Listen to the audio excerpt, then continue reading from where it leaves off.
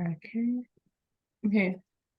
I'd like to officially welcome you guys to the Rokpa Career Chat. This is, I think, our third time doing it. We're doing it with the academia edition.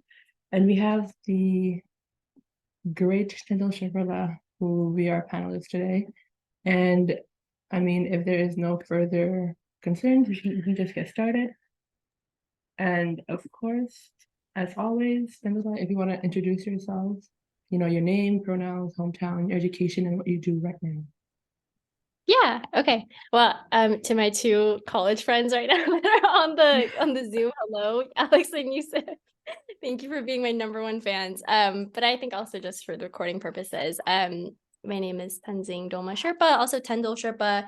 Pronouns are she, her. And then my hometown is originally from Colorado. I did my undergrad at Loyola Chicago, and then now I'm a master's student at Columbia, and I'm currently just on research, and I also teach yoga at Columbia, but for now, just full-time researcher. Okay.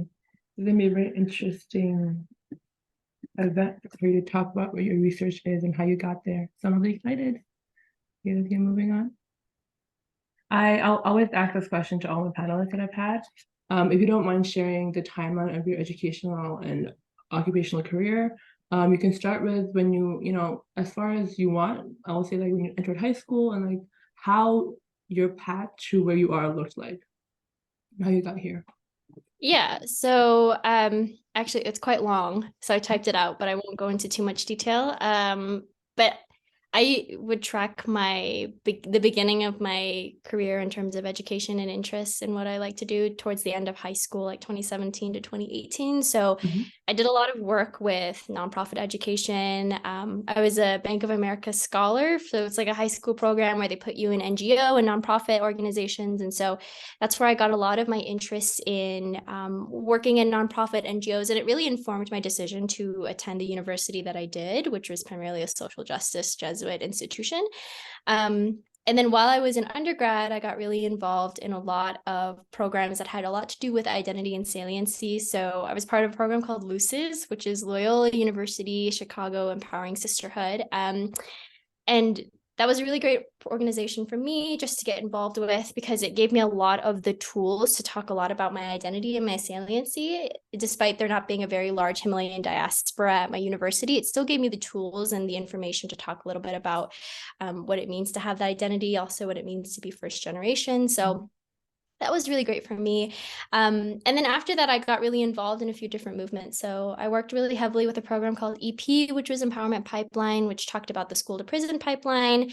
And then I became a Mulcahy Fellow. So it's a fellowship program dedicated to students within the STEM field. And so I worked a lot with short-term memory and musicianship, and I got a fellowship to work in a lab for about 3 years. And that's kind of where it kind of shot off into the world of cognitive studies. And then I decided to co-teach a course called Science and Philosophy. And so I had a lot of really great theoretical tools to my use to talk a lot about applications of science, scientific history, scientific theory, and talking about philosophy, but much more from an Eastern perspective, really focusing in also on these Western philosophical schools of thought.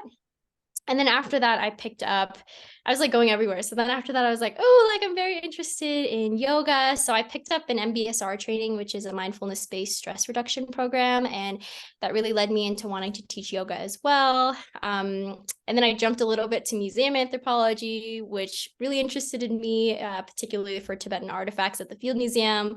And then I got into genetics as well. So I worked at a lab as well. And then I joined a program called Himalaya Project, which is a project dedicated to providing students of Rokpa or Himalayan medicine, providing them an income to study and a full ride scholarship at different institutions. And then I joined Columbia, and then I got involved with NSS USP, which is just a Sherpa student association. So I jumped around a lot, but that kind of leads me into where I am today, being, on research now with Columbia and just doing what I'm doing. Wow, you've done so many things in your life. It's going to be a really, really good time talking about how all of your interests combine into one, and how you kind of weave that into your research and what you do. I'm really excited. Thank you for that. And before I move on, I just wanted to ask if you feel comfortable sharing what your project is on about and like why you're in India right now? Yeah, Just what so you're studying, what you're doing. right now my thesis, the name of the thesis right now in work progress is called cognitive studies or cultural studies of Tibetan deities and oracles, and looking at cognitive forms of measurements of these deities. And so right now I'm in Dhasa or Dharamsala, India, because I'm working with the government in exile here. As you know, the Godin Podrong is located here. And so I got really lucky, and I'm staying right at the staff quarters behind the CTA, and I'm right behind the Nechung Monastery. And so I have full access to a lot of Tibetan history dating back to the 8th century. And right now, my primary focus is looking at oral history and also creating some charts about like a behavioral analysis on Tibetan deities and listing out an organizational chart looking at how we can view Tibetan deities, how do we view them in context of Nechung's history, and how do we also view them in context of a philosophical standpoint from very specific but a Madhyamaka approach. So right now I'm really looking at a lot of history, a lot of philosophy, and a lot of religious focus. And then hopefully I'll come back sometime in January or March when the Tibetan Oracle has an event, and I'll be able to start applying more scientific approaches. But yeah, that's a little bit about what I'm doing now. It's quite complex, but it's a lot easier once I break it down. Thank you so much for that. I've always been interested in the nature oracle, so I'm looking forward to seeing what you find and what your research leads you to. And I think this is a great transition. Since I've asked you about what your research is, I just wanted to ask, what about, you know, your cultural roots? Like, what was the reason why you wanted to study this in India? Because again, you have a lot of interest.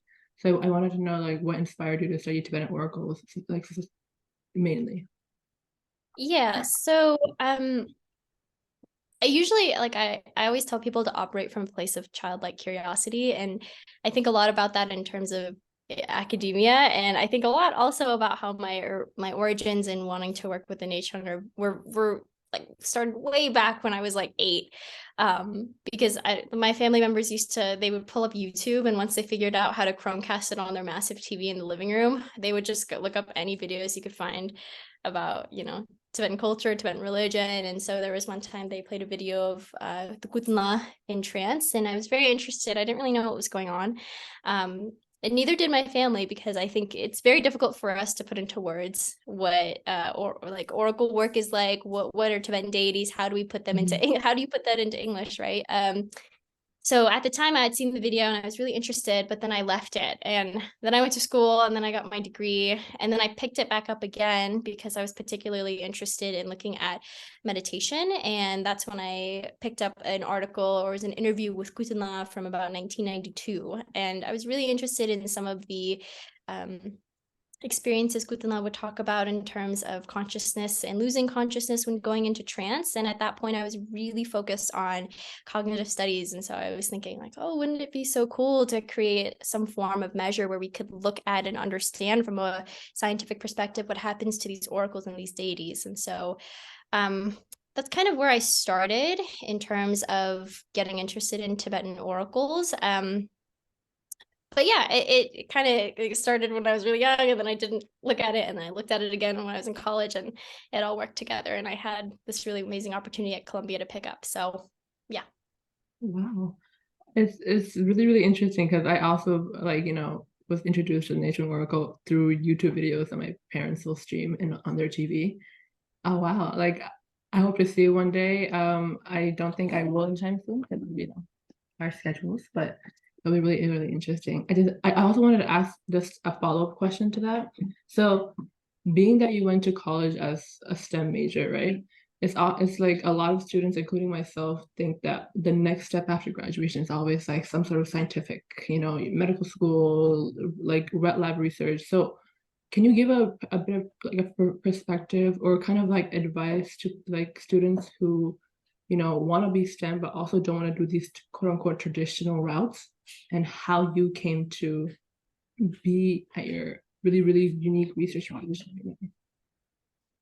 Yeah. So I always say I don't think success is measured by how fast you reach the end. I think it's more about what fulfills your heart.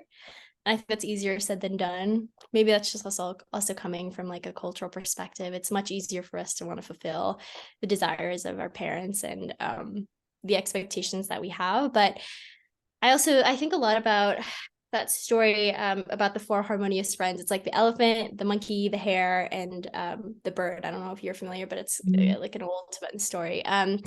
But that story it's more about respecting your elders. But what I find really interesting is that it also talks a lot about this idea of like pecking order and how it's not about the strength and the size of or the power of the particular animal, or in this case, your work. It's more about the experience or what you gain out of it, right? So in that story, the patronage or the bird is the one who's considered the oldest because it has the most experience. It saw the tree getting planted. And so I think a lot about like, when I was going into academia, was I wanting to just check something off a list, or was I wanting to experience something that would enrich my ability or enrich my experience to, do what I want? And I think this isn't always the case for everybody, right? Like if you are pre-med, it makes sense to go work in a wet lab immediately after. And if that's something that you feel like is an experience you would genuinely enjoy, then by all means, you should do it. But I think if you go into the experience of wanting to, oh, sorry, is there,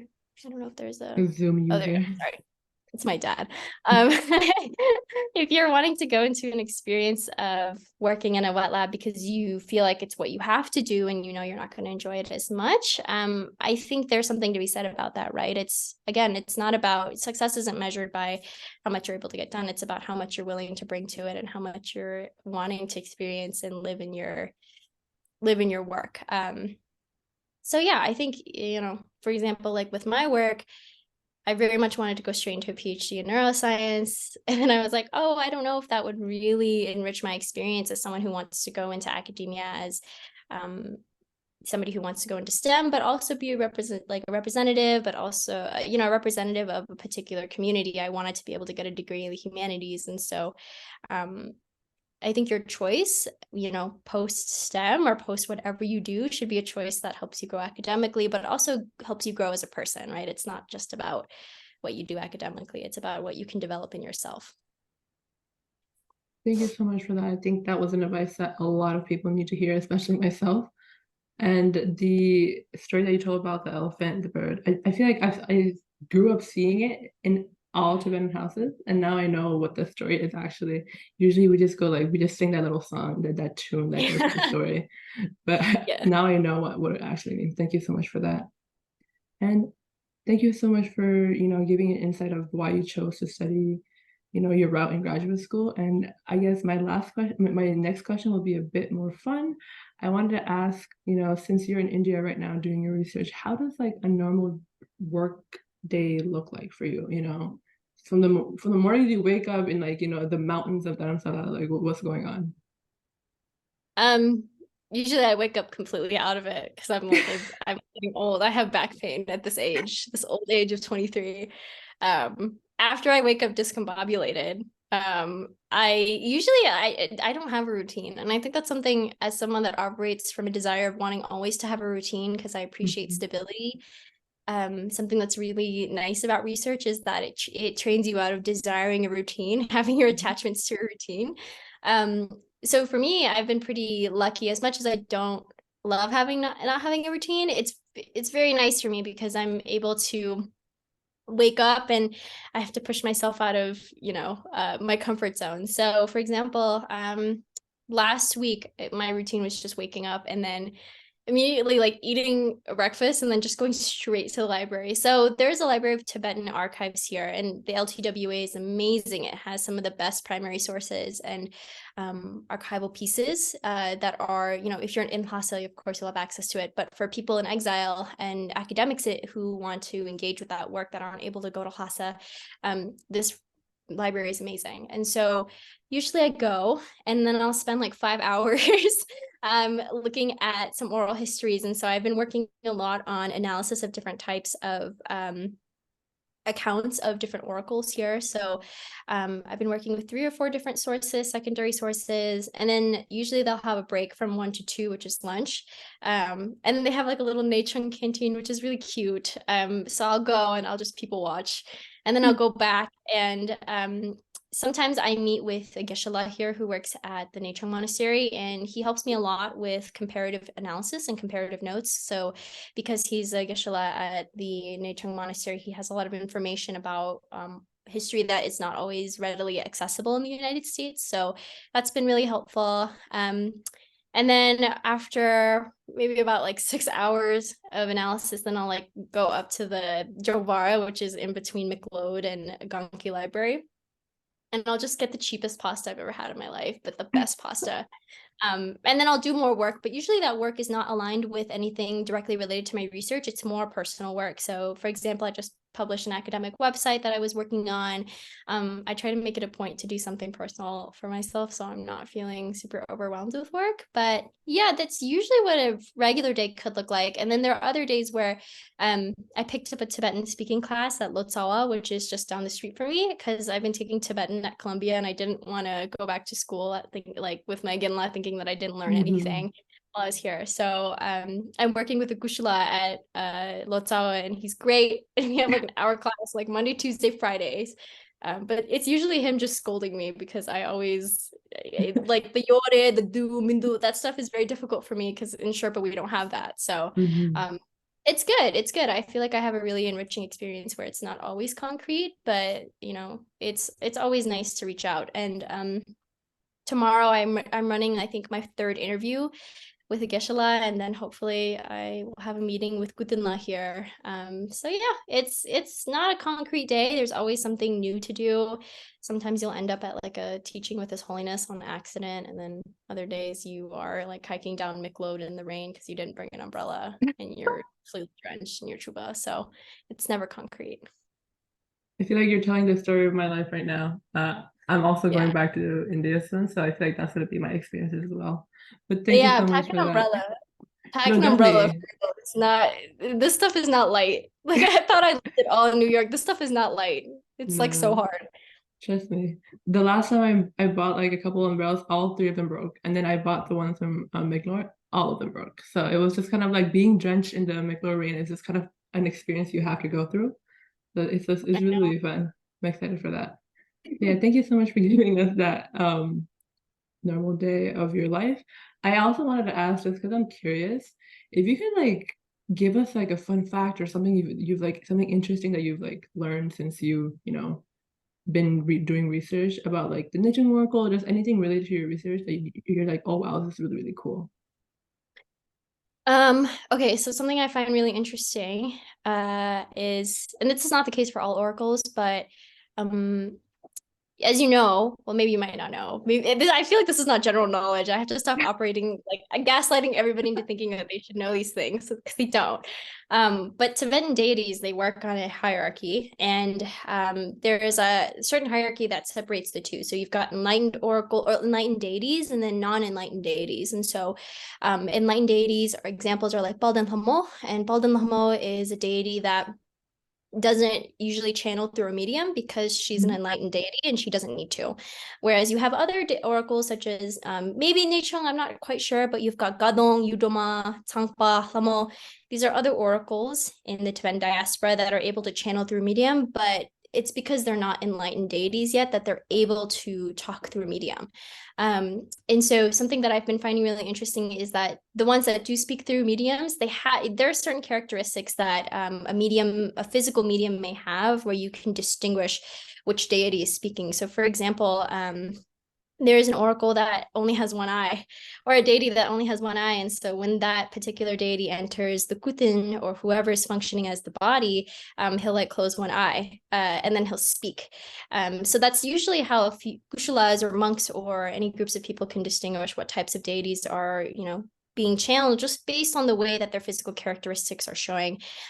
Some oracles hiss and some oracles are very poetic. And so these are really interesting characteristics that are not always common among all oracles, but it's just a few accounts that have been recorded before throughout history, starting from the time of, the second Dalai Lama. So it's been very interesting. I haven't had a chance to go to a in-person visit with an oracle because most of them are actually in Ladakh right now.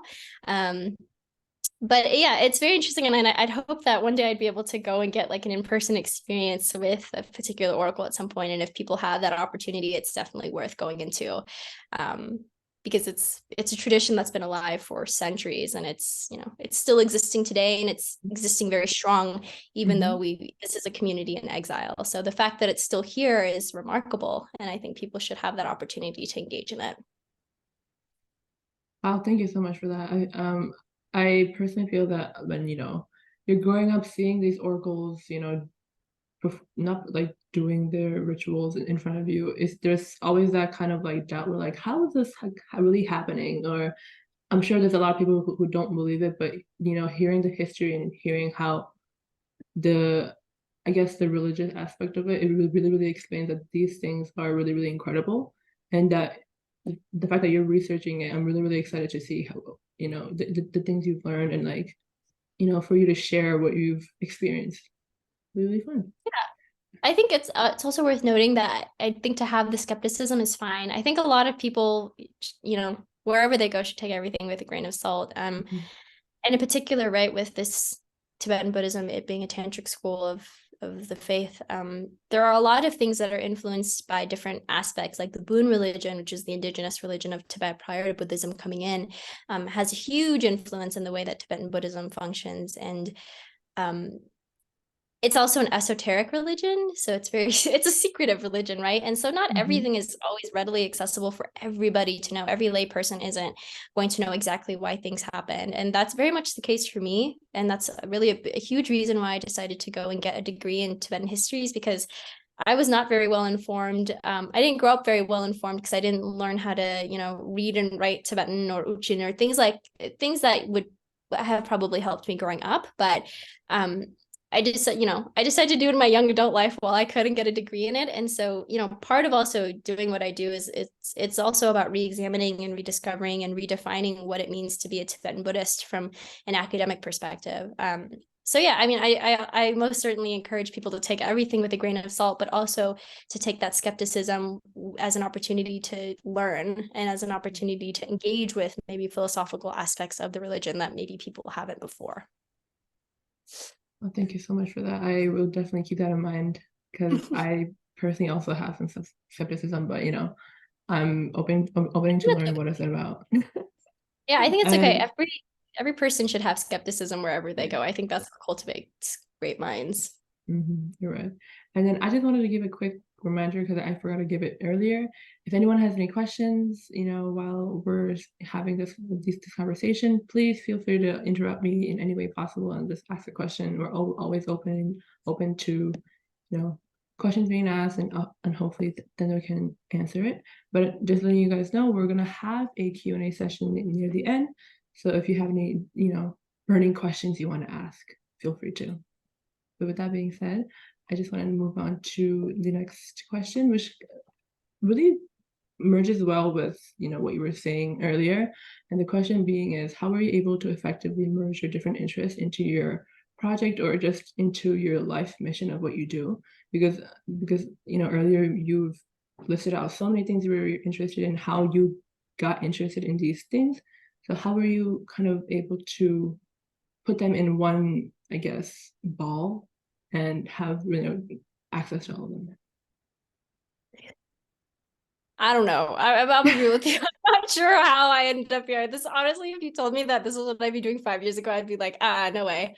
But I think I'll be honest. I think I'm very, very lucky, very, very lucky to get to do what I get to do, because I don't think everybody gets the ability to merge their interests as smooth as I did. But I will say part of getting to where I am today is also about bending rules. So, and I say this particularly for academia because academia is just like a massive rule book, and you're supposed to break rules. And so part of my interest in merging STEM and religion, it's very difficult. So when I graduated undergrad, I remember I emailed my advisor, and this is no shade to him. He was great. I emailed him and I told him that I was getting a degree in Tibetan studies. And then afterwards, I'd wanted maybe to get a PhD in neuroscience. And he was just like, yeah, good luck with that. Like, good luck with all that pseudoscience stuff. And I was like, oh, but I think that, this type of interaction that you get from different fields in academia is important because it really informs your worldview about the field that you're going into and what you want to do. And so, of course, taken with a grain of salt, I think that was really helpful for me to think about, okay, well, if I want to merge Buddhism and neuroscience, what are some reasons why people may be, aversive to this type of field? What are some things that I can help to bridge the gap between? And a big gap within those two forms of study is this notion that Buddhism is a very esoteric and a very subjective type of practice that is not easily measurable, whereas science comes from this very focused, tangible, what kind of data can we obtain worldview. And so bringing these two things together, it's quite difficult, right? Because how do we measure some experiences? Like, how do we measure an experience of mindfulness? How do we measure consciousness from a Buddhist perspective? There isn't really one answer for it. But what I think I had to be willing to do was to deal with some pushback. But I think that pushback is really important for me. But I also attribute my ability to do it to just a wonderful advisor at Columbia. So Gray Tuttle is my advisor, and I think I just applied at the right time. I applied at the last year where I didn't have to take the GRE because I wasn't going to take the GRE. I'll be real with you. So I was like, I might as well apply to this MA program. And in order to apply for the MA program, you have to talk about your interests or a potential topic or thesis. And so I shared it with Gray Tuttle, and he was so open to that kind of work because I think right now there is this turn in the subculture of Buddhism and Buddhist studies to focus a little bit more on science. So there's been a really big push for environmentalism, also geopolitics, oddly enough, and also neuroscience. And so I got very lucky that I kind of fell into the turn of events where I had an advisor at Columbia who was really willing to support my work. And so, yeah, I got very lucky. So one, pushback, but two, also a little bit of luck.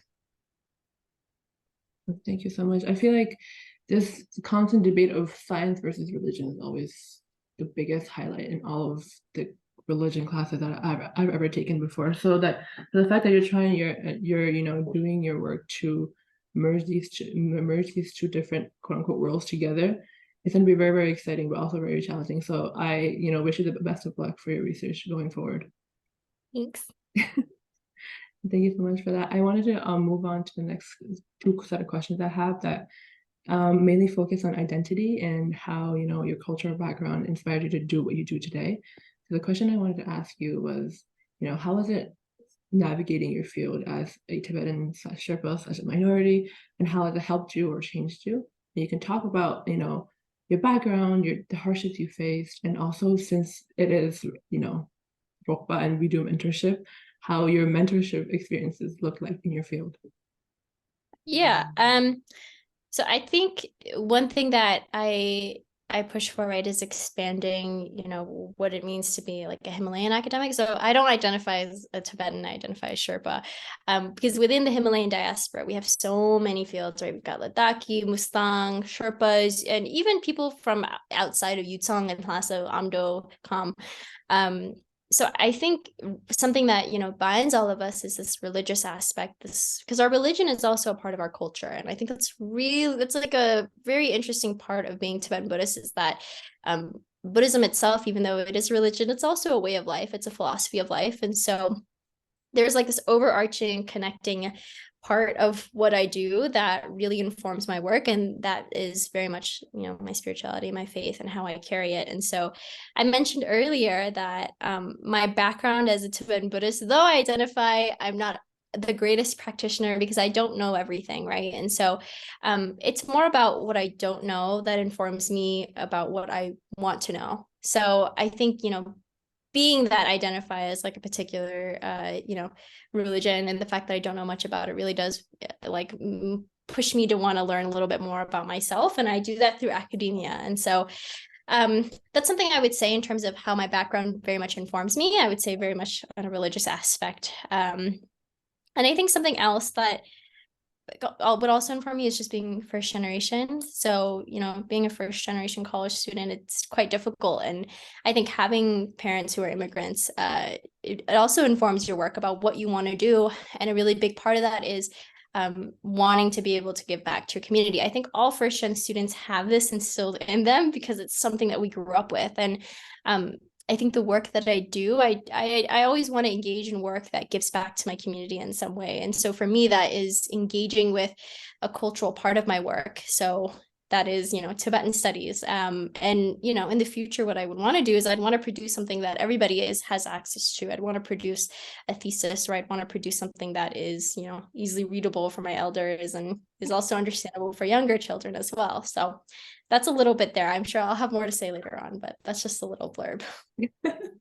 Thank you so much for that. I often feel like the language barrier is always the toughest issue for like, as a Tibetan myself, learning about our Tibetan religion, Tibetan Buddhism is always like most times hard for me because just how things are written and things are, talked about, it's really, really hard to understand it for, a layperson.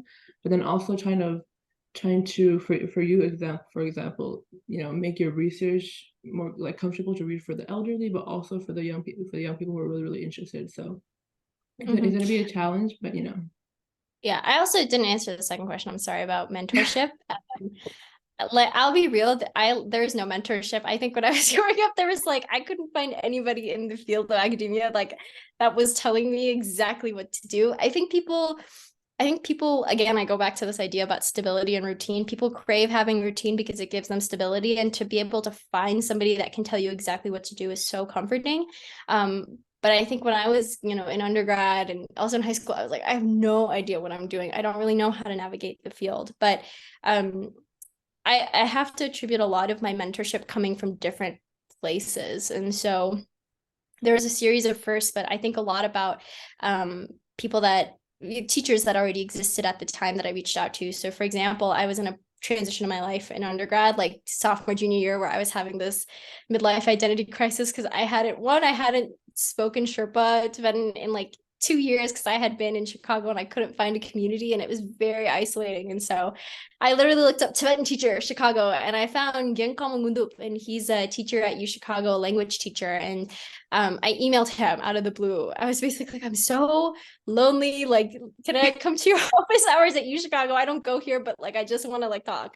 I mean, he was so kind and he invited me over, and we created this really wonderful relationship where we got to talk a lot about identity and Himalayan identity. And, fast forward now, Genkamala is the reason that I was able to go to 4 different teachings with His Holiness here in Dharamsala, because he was also here at the same time. And his daughter was also my intern at Himalaya Project after we connected, and we've become very good friends. And so that was a mentorship that I wasn't expecting to have that blossomed very beautifully. And it came from a place of, wanting to have community and just reaching out, even though it seems a little bit nerve-wracking. I really encourage young people to reach out, particularly in undergrad, because you never know where those relationships will take you. And then I also think a lot about Dr. Pasang Sherpa. She's the first anthropologist in the Sherpa community to talk about Sherpa culture. And so she's also paving a path. I mean, she graduated many years ago and she is now just starting to teach. And it's really incredible to see somebody from my own community engage in academia in a way that we have never seen before. So for me, that was also a very huge deal. And I was able to reach out to her during my undergrad years. I worked at a genetic lab. As I said earlier, I worked at a lab at U Chicago that focused on hypoxia and EPAS1 gene in Tibetan and Han cells, which is really interesting as well. But I reached out to her and I asked her about her opinions on, how do I navigate research? Here I am working at a wet lab. It's not what I want to do with the rest of my life, but I see that you're doing this. How did you get to where you are? And again, I reached out of a place of, kind of desperation. I was just kind of I don't know who to reach out to. I don't know what to do. But she was so kind and she was able to schedule a meeting with me, and we've stayed in touch ever since. And And yeah, that when I think about mentorship, I don't think about one person. I think about like the hundreds of emails that I sent out and maybe like the 4 emails that I've gotten Mhm. back. But those 4 emails have been extremely important in my career because they've very much informed how I want to navigate the world, and they're all from different fields of academia as well. So again, I got very lucky to have the support system that I did. Yeah, thank you so much for that. I think, a lot of people can learn that mentorship really is just taking one brave step forward and asking, maybe like, I need some guidance, is there any way I can, figure it out with your help? But also that, mentorship doesn't always have to be in the field you're like intensely in the field you're in right now. It can be from so many different sources. So thank you so much for that. Yeah. And I guess since I did my last Q&A portion, I always again ask this to all my panelists, just what do your future goals in your career look like, and what advice would you have for anyone who is interested in going into your field? That can be the field, the research you're doing right now, or just even grad school in general. And of course, if I don't expect everyone to have their future goals written out. So just anything that you want to do in in 5 years, 10 years, 20 years, please feel free to share. Yeah. I always tell everybody like 5 year rule. It's like 5 years ago, would 5 years ago you be proud of you now, and where do you want to be in 5 years? Mhm. Um, so I think for me, I operate on a constant stream of chaos. Like there is never a time where I just know exactly what I'm doing and where I'm going and what's going to happen next.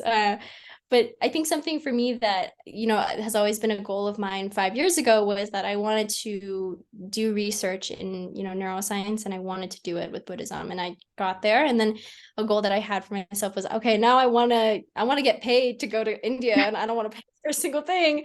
And then I got it. And I was very lucky. But now I think a lot about this idea of like, how do you manifest where you want to go next? And a big step I think I've been thinking a lot about has been Fulbright, or an IST, which is an independent study project, or an ISP.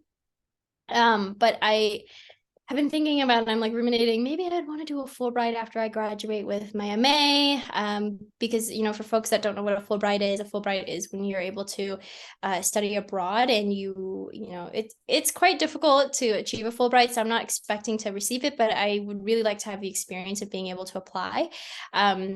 And typically people can do it between like their undergrad into graduate school, whether that be an MA or, a PhD or even postgrad. So I'm thinking about a Fulbright. If not a Fulbright, then an ISP, which is an individualized study project that's funded by a program called ISP. And so it's kind of like Peace Corps, where they send you to a different country and you're able to get funded for your research. You take language classes. And if not that, maybe just going straight into a PhD as well would be great. I'm not looking forward to taking the GRE, but that's okay. At some point, yeah, I would like to get a PhD, whether that either be in cognitive studies or even medical anthropology, or a field that'll still allow me to continue the work that I'm developing right now. But yeah, and I think in terms of advice that I would give to anybody that wants to go into Tibetan studies and then has like this odd interest in science like me, I would say that I think the most important thing is building community. But above all things, the work that you do has to come from a place that makes you excited. That the work that you do has to come from a place in your heart. And I know that sounds really cheesy, but as you get older, I think as you enter the workforce, you start to realize, is the work that I'm doing draining me? Is the work that I'm doing not making me feel my best? And because I've certainly experienced that. And like, no offense, but I did feel that in wet lab. I realized I could not be like a real doctor because I cannot wet lab environments. But it's good I had the experience. But it's very clear to me, like when I was doing that work, I didn't always necessarily feel like I knew what I was doing, and it didn't feel like something that I saw myself doing, 5 years from now. But when I'm able to work here in India, and I'm, able to sit at the library, and I'm able to read texts that go back a millennia, and I'm able to learn more about my own identity through history, that's what excites me. That's what excites me the most. And so, I think the work, if you want to go into this type of work, you have to make sure that it comes from a place in your heart. But more importantly, an opportunity for you to be able to channel compassion. And, not to sound like a stereotypical Buddhist, but really all the work that you should do, you should be able to translate it in some way that allows you to practice compassion for yourself, for others. More importantly, like how does the work help you grow as a person? So yeah, that's what I would say. Build community and, make sure it comes from a place in your heart as you go down the path. But always, reach out to me. I'm like, I don't bite. I'm so friendly. I would love to connect with people in academia. That's like my favorite thing. Thank you so much for that. I feel like, finding your passion is, 90% trial and error.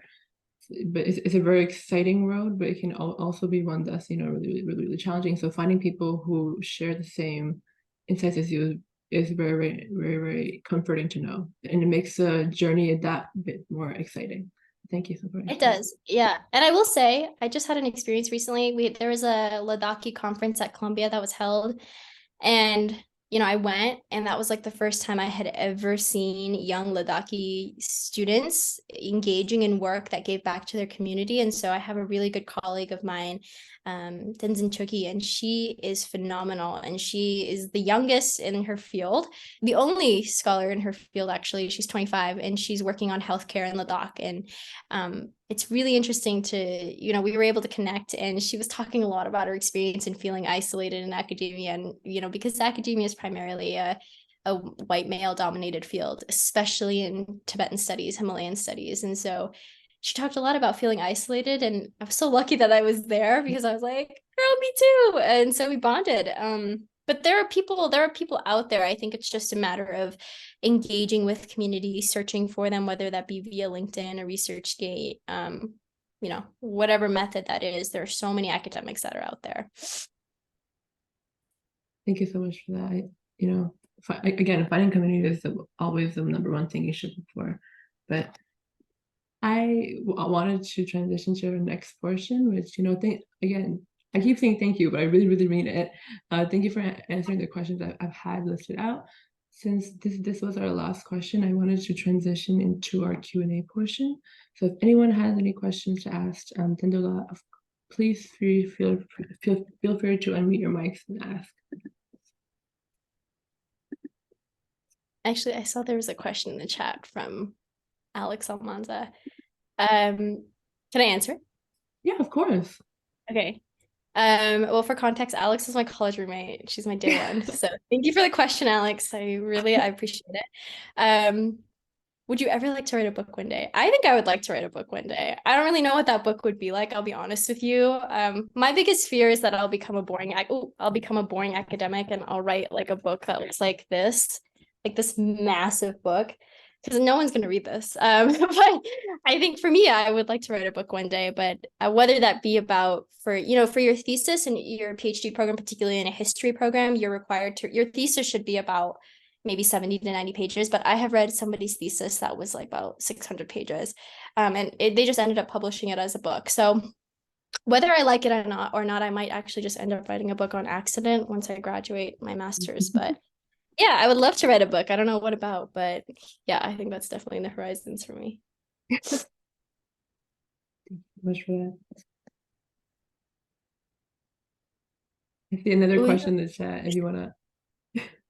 Okay, this is also my friend. I really appreciate my friends asking questions. Will like you go back to India in the future? Actually, yeah. So something that's really important, I think I didn't mention earlier, is grant funding in higher academia. So, when you get into graduate programs, you have to, and I mean this so genuinely, but you have to milk that money. Like, y'all, you got to milk money out of your institutions, because it is super expensive to go to school in America, unless you're on a full ride. And so when I was applying for this Weatherhead grant to come to India, I made it a really big point. I was like, well, I'll come back at some point. And because I wrote that in my application, I got a lot of information about upcoming grants that are coming up. And so I'm trying to apply for a few grants right now, because ideally I would like to come back to India. I'd like to come back to Dasa, so I can be present for an invocation with an oracle. But that's definitely in the horizons. And if I come back, I would like to purchase a moped, because everyone here in Dharamsala has a moped. Yes, either that or you drive a taxi. But something about riding a pink moped feels very enlightening to me. So I would like to make a purchase at some point once I come back to India. Wonderful. And I see there's one more question in the chat, but I also wanted to ask a follow-up question to the one that was asked previously. In the future, do you see yourself kind of doing work, in the US, or do you see yourself, traveling around the world and, going to less, I guess, less populated Tibetan Buddhism spaces and like doing work there? Or is it just like you go back to quote unquote home base and do your research and stuff there? No, I don't want to spend my whole life in America. It's nice, it's nice, but I think something that I really, the biggest reason why I think I went into this field is because I wanted to have the ability to go back and engage with communities, like a Himalayan diaspora, because it's very important to me. So for example, I think in the near future, I'm trying to plan a trip to Ladakh so I can go. There's a lot of oracles in Ladakh, so I'm particularly interested in visiting Ladakh at some point. And then after I graduate, something that I've been also wanting to do is my mom is from Kumjong, from Sharkumbu in Nepal, right under Mount Everest. And there's a school she went to when she's very young. And I think a very big thing for me is, I want to go back to my own community, and I want to be able to live in there, one for cultural preservation reasons, but two, just also being able to give back to community in some way. So there's definitely somewhere in the horizon for me to go back, and I'd like to become a teacher at my mom's school village for a little bit, and whether that be English or science. I think that's something that I would really enjoy. So that's definitely somewhere in the plans in the future. But yeah, part of doing a graduate program is so that you're not stuck in the States. It's so that you can get funding to leave. And I think that's the biggest reason people go into graduate programs, is so that they can get funded for their research, whether that means them leaving the US or staying there. It's all about funding and what you want to do with it. Thank you so much. It's also very, very interesting because I also want to go back at some point in my life and also become a teacher. The idea of teaching kids and with my knowledge is really, really exciting for me. The hopefully. Yeah, I think. Oh, go ahead. Sorry. No. Okay. I was gonna say, I think everybody should be a teacher at TCB at one point in your life, because that's what I want to do. Straight up, if there's anything I've learned about being here in Dharamsala, I didn't go to TCB, but I had a lot of friends who went here. But my Genla that I was working with, he used to be a teacher here, him and his wife. And I kid you not, when I was with him, like at least every single day, every 5 minutes, somebody would stop on the street and be like, Genla, do you remember me? Like, I was your student, like one time in this class. And he's like, I don't know who you are, but I think that it's very telling that this community here, and particularly in, TCB and here in Dharamsala, is very tight knit. So, if people have that opportunity to go back to TCV and to give back to those small communities, it's so important, because it's very telling of how impactful your work is as an educator. And again, that's a huge reason people in academia should go back into teaching, or really wherever you are. It's a really important experience to have. So if you're able to do that through your own community, by all means, that's like the best experience, 10 out of 10. Yeah, I went to like this desk school TCV in Manchukuo, like in New Delhi, and I dream of going back one day because I know it's still there. I just want to see how it's changed. I think everybody at Rokpa should be a teacher at TCV. That would be great. It's very empowering to be called Genla. I feel like that's so that to me is like, I love that. I think you just planned our next Rokpa trip, so thank you for that. Everybody becomes a teacher at TCV, upper TCV. I'll join. Oh, it'll be so fun. Thank you. And then I think Tendol has a question in the chat. I can read it out loud so people can see. He asks, how do you ensure you're providing intellectual values to whatever academic/cultural community you are in? I'll ask a clarifying question. What does intellectual value mean in this context? Like,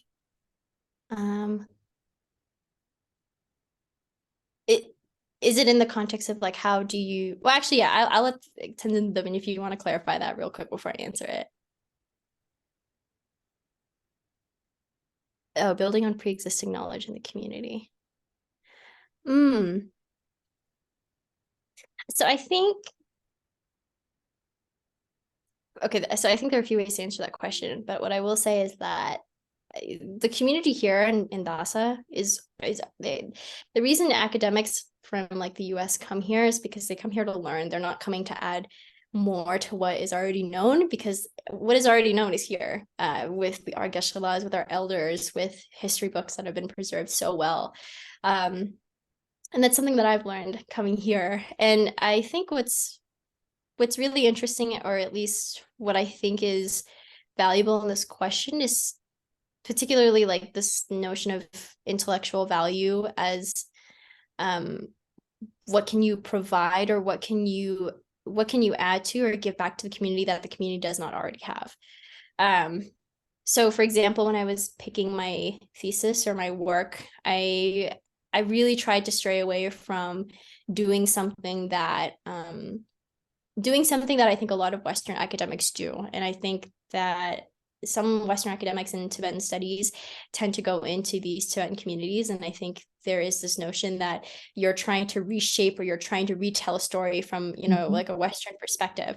And sometimes there are faults that come with that. So for example, like this massive book that I was showing you, there's they really, really misspelled a lot of oracles and deities. And I feel like, some of these notions about like, what does it mean to come into a community and to reshape and to retell your story from a perspective of academia, where you have a lot of power because you have the ability to publish your work.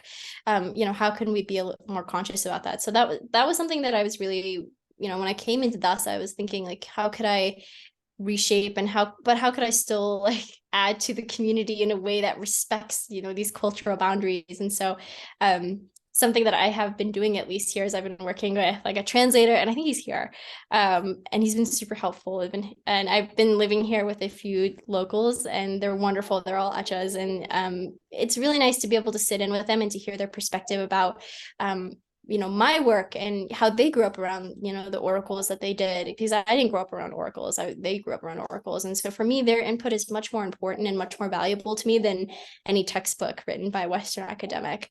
So yeah, I'm not sure if that entirely answers the question, but I think, yeah, thank you. Okay, yeah, I hope that answers the question. So, maybe it's more about cultural competency, and when you're going to a field like this, as, someone from the Himalayan perspective, like, this is why it's so important to have people from their communities doing work in their own communities, especially in the States, because we have a lot of access, opportunity, and ability to be able to publish our work, to be able to send it out everywhere. You can send it to Oxford to get a foreword written if you wanted to.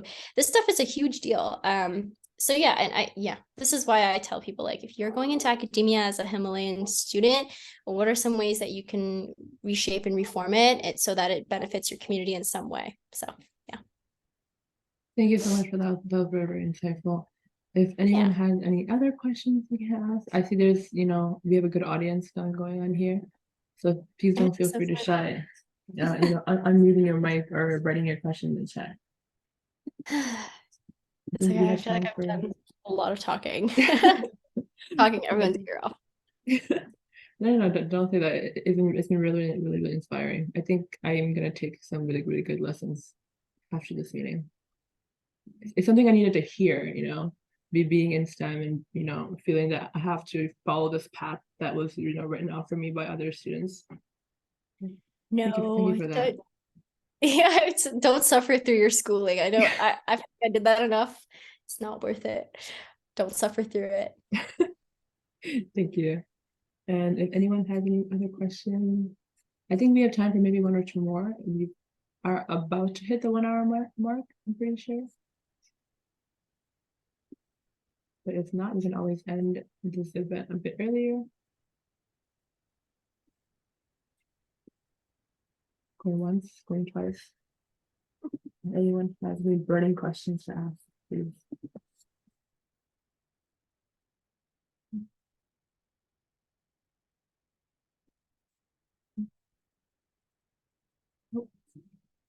Yang in the chat says, would love to learn more about the academic climate. Yeah. Like in what context? Like in in a master's program, or the one in particular in Columbia? I guess in the sense of like just like how is environment and people like in that regard. And like the types of like priorities and like that like people have and hold. I don't know if that makes sense. No, it does. So I think graduate school is much more different than undergrad. And I think it depends on the program you go into. So I can only speak from the perspective of that being at the Columbia program, at the Modern Tibetan Studies program. There is sorry, I just got a WhatsApp. I feel like I downloaded WhatsApp and now I get notifications like 20 times a day on my Apple Watch. I think that so I only speak from the MTSP program at Columbia. And that climate in particular, it's really, really nice because the master's program that I applied to, there are only 3 students in my cohort. It's just me and 2 other students. And then the PhD cohort is a little bit larger. I think it's about 9 to 10 students. And because it's so small, it's such a tight-knit community and everyone knows everybody and everyone is so well informed about your work and is willing to look out for you. And so there's a program at Columbia called Corlo, and it's basically like a student-run cultural community, the Tibetan community there. And so we work a lot with programming. We went and we met like Jumling Norbu at Jackson Heights. So it's always these outings that we have. That's really nice. But I think in the grander context of like academic climate in terms of, the history program and just wanting to get your PhD done, everyone is constantly competitive and thinking about like the sheer selectivity of getting into a PhD program, particularly here at Columbia. It's because I think what I didn't know prior to is that when you apply to a graduate school program and you apply to a PhD, you're getting paid to be there. And a part of that is because that particular institution wants you to be there. But because they want you to be there, it's so selective. And the way that funding works, I'm not sure if I'm even allowed to share this, but it's fine. I don't care. At Columbia in particular, in the East Asian department, right, we have different countries. So we have the Korea program, the Vietnam program, Tibet, China program. And so these programs, they basically get a mass amount of funding from what I understand. And that mass amount of funding has to be decided upon all 4 subgroups. And those 4 departments have to figure out how much funding do we want to allocate to each country. So for example, when the Tibetan group has to select their PhD students, they have to fight to select who they're wanting to have in their cohort for that year. So that's why it's so selective to get into a PhD program, particularly in the history department. I'm not sure if that's how it works in the STEM world. I would assume so, because all PhD programs, work on the basis of funding, but it's extremely selective. And so because of that, I really emphasize this point about networking as like your best friend. I don't think I would have gotten into the Columbia program because I'm not humanities trained. I didn't get a degree in the humanities. I had never written a paper past 12 pages, and now I'm writing like 20 pages a week, and it is horrible, but this is just the reality of working in humanities. And so I don't think I would have gotten to that point had I not had the connections that I made prior to with Gen Kamala, and I had reached out to some of the humanities professors that I had worked with in the past, and I reached out to Columbia before I decided to apply for their program. It's all about networking. It's all about what you're willing to do, who you're willing to introduce yourself to. So, you have to be jungmo about it. Like, you have to be very clever and you have to want to put yourself out there, because it really is, it's kind of like, a Miss Universe or like a pageant. I feel like it's like a pageant. You got to go out and you got to show what you got sometimes, and you have to prove yourself. But again, I would take that with a grain of salt. I know that's a very long-winded answer to your question, Taeyong, but hopefully that gives you some perspective, or yeah. Yeah, thank you for that. Also, this is another question, but it's like not fully formed at all, so it might sound like mumble jumble. But I think you like talked a bit about, your relationship with others, skepticism as it relates to like fueling your curiosity for the work that you do, but then also like sort of laying out like what gaps there are to like bridge and in knowledge and like perception. But I think especially with like Himalayan studies and Tibet work being like so personal to you and like and us and like the community that we're a part of, like how do you grapple with, I guess, like being sort of like representatives of this faith, but then also like dealing with your own skepticism as it relates to like the research that you do. Yeah, I mean, so I think something that is very important to me, and this is, I think, coming from perspective as someone who's not Tibetan. I don't have the experience of living in exile, because my family's from Nepal. But something that's really important to me is this notion of cultural preservation. And so I think what's really interesting is this idea of your saliency, and saliency being the types of identities that you hold in different spaces. And so when I think about a lot of the Himalayan academics that exist today, that are non-white, or, or I think about scholars that are non-white, that are from their communities, researching on their communities, their saliency is so much more different than the average academic, because what they're doing is they're going in and they're talking about communities that they're from, or they're that familiar with, but they're also serving as, accidental representatives of their field, even if they don't want to be. And so there is this really interesting notion about, how are you able to engage in your work in a way that's not only fulfilling for your academic goals, but is also fulfilling for your community, but it's also respectful to your community as well. So something that I feel like is really important for me is when I'm, out in the field and I'm talking for example, to Western scientists, and I'll give a pretty clear example. There is the Center for Healthy Minds, which is run by Richard Davidson, and they ran something called the Tukdam study.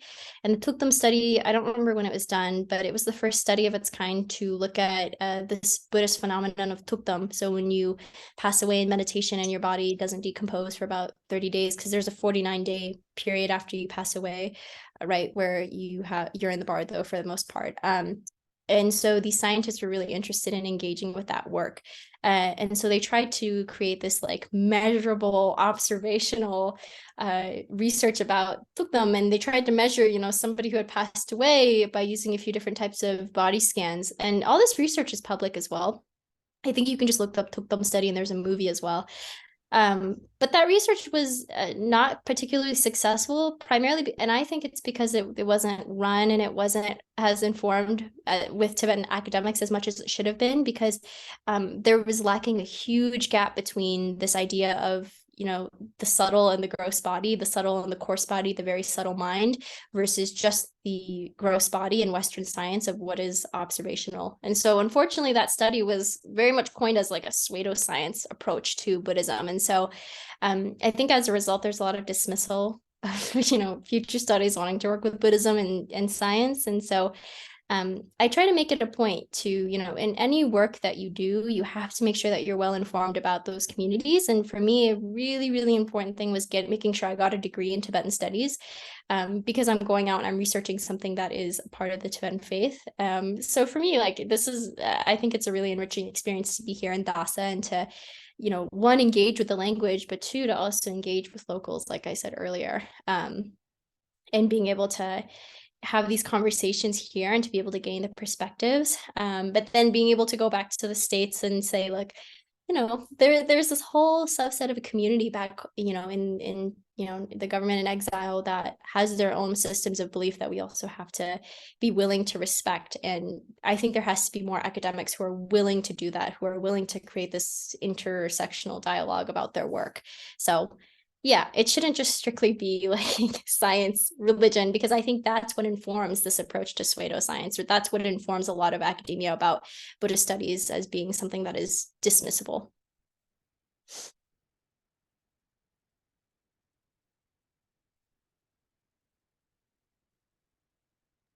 Sorry, I was trying to find my unmute button. Thank That's you. okay. Thank you so much for that. I also see there's one more question in the chat. They're asking, could you tell us about the religion program at Columbia University?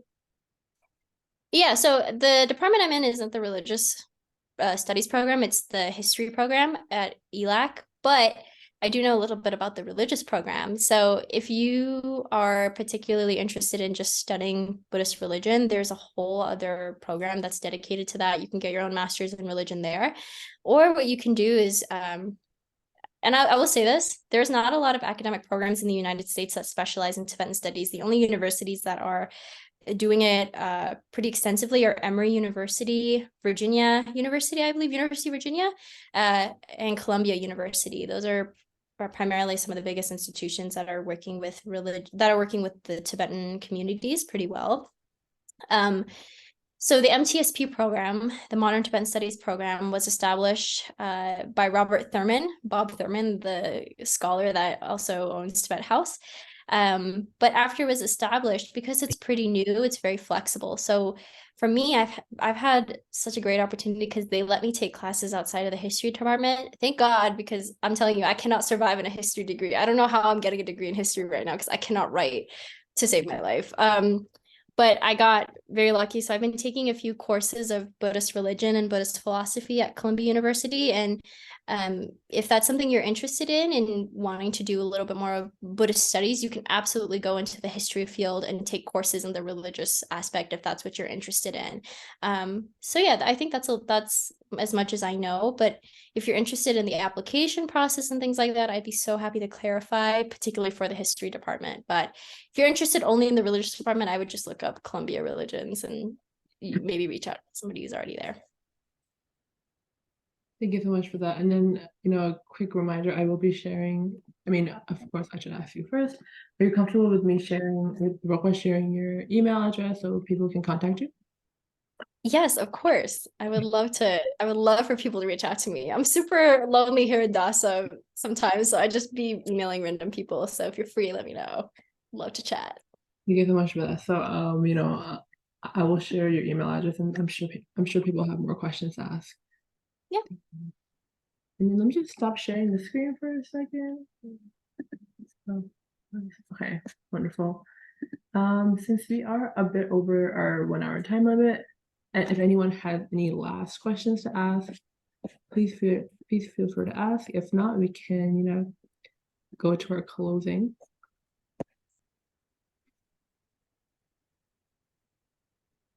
Okay, yeah.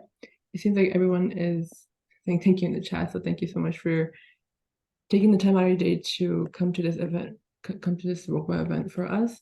And thank you everyone who has attended. I think it's been a very successful and insightful meeting that we've had today. So yeah. If anyone has any last questions, if not, then thank you so much for coming and have a wonderful rest of your day.